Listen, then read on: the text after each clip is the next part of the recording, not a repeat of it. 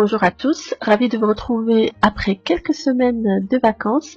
J'ai choisi de vous présenter pour mon retour ma recette de pâte à pizza maison.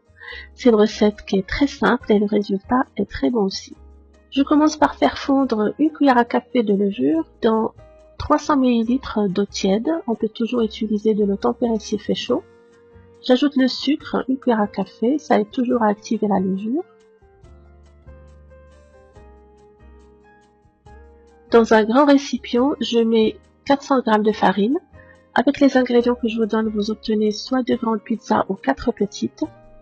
J'ajoute le sel, l'huile d'olive et en dernier, l'eau avec la levure.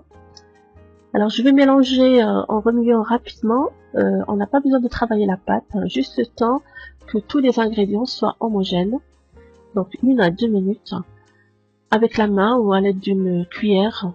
Même si on n'a jamais fait de pain, on peut y arriver.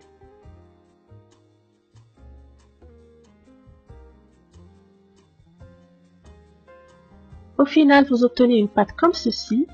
On va la mettre dans un récipient légèrement fariné. On va la couvrir avec un film alimentaire et je vais la laisser reposer au frigo 4 à 6 heures minimum jusqu'à une nuit si vous pouvez. C'est ce que je vais faire. Je vais me la mettre au frais jusqu'au lendemain.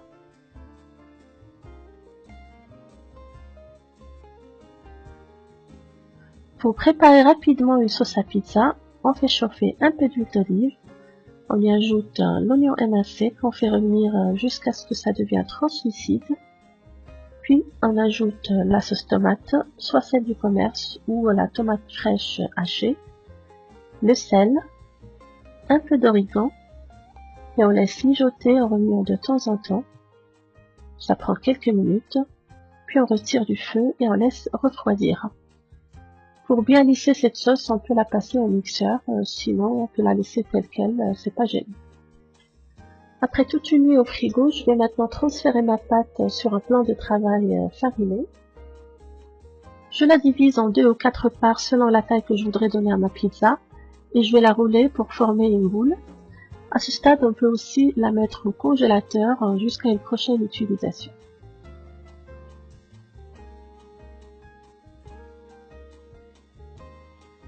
Sur un plan de travail fariné toujours, vous étalez la pâte à l'aide de vos mains ou bien un rouleau à pâtisserie.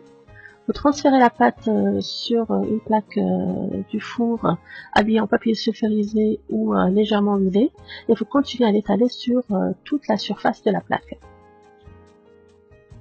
Essayez de repousser la pâte au bout des doigts du centre vers les bords de sorte que ceci soit 2 fois plus épais. J'ai préchauffé mon four à 220 degrés.